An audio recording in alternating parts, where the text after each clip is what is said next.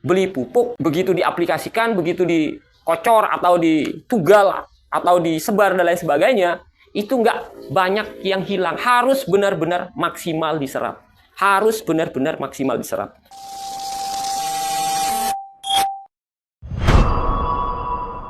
Hai, jumpa lagi bersama saya Wika. Di video kita kali ini, saya akan membahas tentang efektivitas pemupukan yang ibu bapak petani yang terhormat lakukan. Efektif atau tidak memberikan pupuk ke tanaman-tanaman yang tentunya ibu bapak petani yang terhormat budidayakan. Ada beberapa faktor yang menentukan agar supaya pupuk atau saya lebih senang menyebutnya nutrisi itu efektif. Efektif yang saya maksud di sini bisa diserap nggak? Berapa persen yang bisa diserap? Ini penting ibu bapak petani yang terhormat. Kenapa penting? Karena memang sangat berhubungan erat dengan pertumbuhan dan perkembangan dari tanaman pertanian, entah itu tanaman pangan, entah itu tanaman hortikultura, ataupun tanaman perkebunan yang tentunya ibu bapak petani yang terhormat budidayakan. Gampang untuk kita bisa ketahui apakah nutrisi yang kita berikan itu diserap oleh tanaman atau tidak. Maksimal diserapnya atau tidak itu gampang. Cukup kita melihat dari pertumbuhan daun. Ketika kita baru tanam misalnya, kalau daunnya masih menguning, berarti itu belum menyerap pupuk.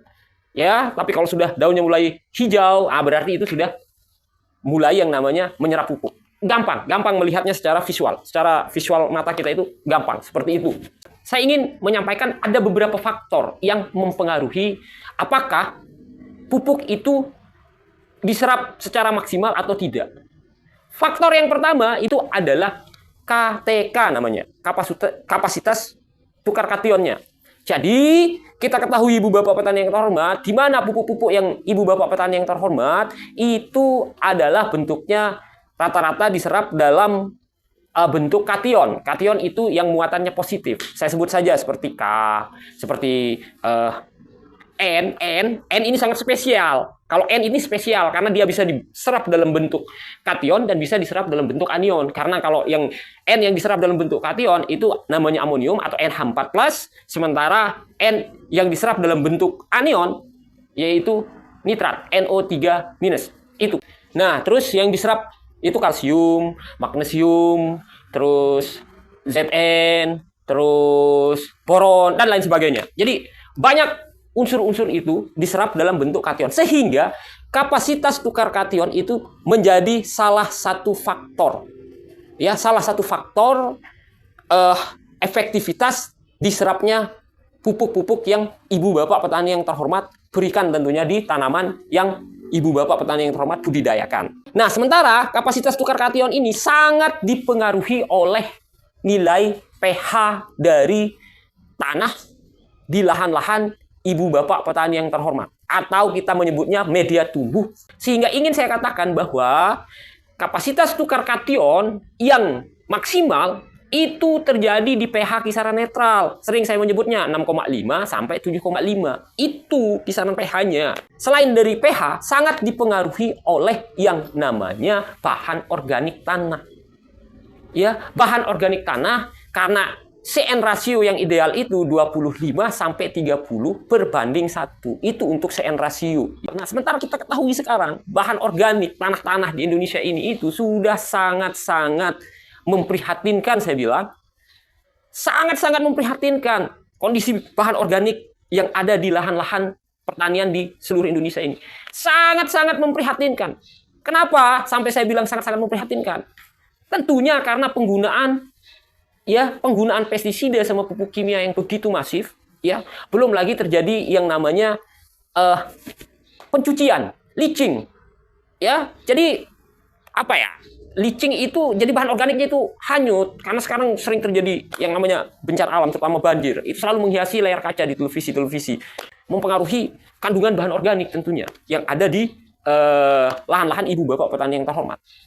Itu sangat mempengaruhi. Kenapa bahan organik? Karena bahan organik itu punya yang namanya koloid. Koloid itulah sebagai tempat dijerapnya unsur hara terlebih dahulu sebelum dia diambil oleh akar tanaman melalui 3 cara. Jadi akar tanaman itu mengambil pupuk-pupuk yang dijerap atau yang apa istilahnya yang ikatlah kita bilang ya, yang berada di koloid tanah, dibilangnya koloid tanah. Nah, koloid tanah itu harus ada di bahan organik. Jadi di bahan organik itulah koloid tanah itu.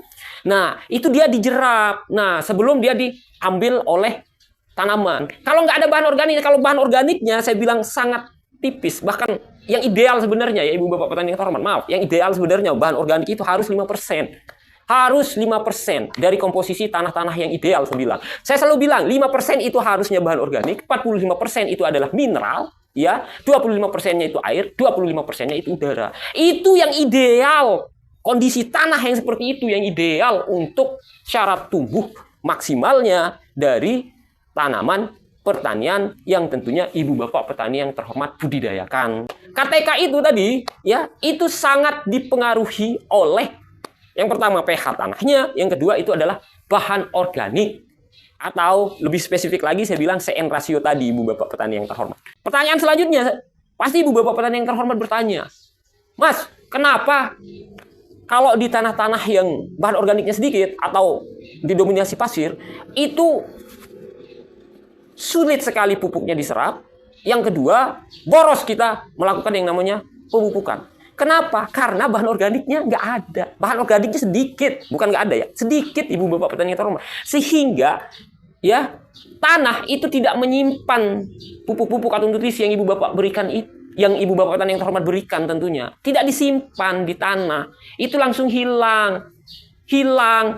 Entah itu hilang karena terbawa oleh air waktu Ibu Bapak petani yang terhormat melakukan pengairan di lahan-lahan Ibu Bapak pertanian. Atau yang lebih kita kenal dengan istilah leaching. Ya, leaching, tercuci Ibu Bapak petani yang terhormat. Kenapa? Karena nggak ada yang mengikat, nggak ada yang memegang. Sekali lagi saya ulangi, nggak ada yang memegang, nggak ada yang menjerap lebih tepatnya. Karena di koloid tanah itu sudah saya bilang, koloid tanah itu adalah bagian dari bahan organik.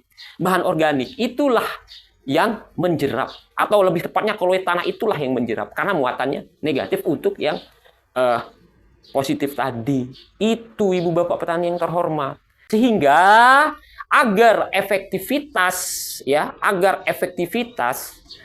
pemupukan yang dilakukan oleh Ibu Bapak petani yang terhormat itu bisa diserap langsung oleh akar tanaman, harus diperhatikan yang namanya KTK tadi. Di mana KTK itu dipengaruhi oleh dua. Yang pertama itu ada namanya pH-nya, pH tanahnya harus di sekitaran netral tentunya, 6,5 sampai 7,5, dan kandungan bahan organik, di mana di bahan organik itu terdapat yang namanya koloid tanah. Yang paling pas itu adalah saya menyebutnya CN rasio. CN rasio yang ideal itu untuk pertumbuhan dan perkembangan tanaman pertanian yang tentunya Ibu Bapak petani yang terhormat budidayakan 25 sampai 30 berbanding 1. Itu untuk CN rasio Ibu Bapak petani yang terhormat. Bagaimana caranya sekarang mengukur, mengetahui CN rasio, terus kandungan bahan organik, organik, dan lain sebagainya itu, atau bagaimana caranya agar kapasitas tukar kationnya maksimal seperti yang Mas bilang. Tidak henti-hentinya saya selalu bilang, di tempat tinggal Ibu Bapak petani yang terhormat itu ada petugasnya. Petugasnya namanya pengendali organisme pengganggu tumbuhan, POPT. Cari mereka itu. Mereka yang akan membimbing, mereka yang akan mengedukasi Ibu Bapak petani yang terhormat tentang itu. Biar efektif, biar nggak boros beli pupuk, begitu diaplikasikan, begitu dikocor atau ditugal atau disebar dan lain sebagainya, itu nggak banyak yang hilang. Harus benar-benar maksimal diserap. Harus benar-benar maksimal diserap. Itu makanya saya hanya bisa menyampaikan secara teori. Itu tidak lepas dari yang sudah saya sebutkan tadi itu. Seperti itu mekanismenya, seperti itu cara kerjanya tanaman, cara kerjanya tanah menyimpan pupuk-pupuk yang Ibu Bapak petani yang terhormat berikan ke tanaman pertanian, entah itu tanaman pangan, entah itu tanaman hortikultura maupun tanaman perkebunan. Saya Wika undur diri, sampai jumpa di video selanjutnya.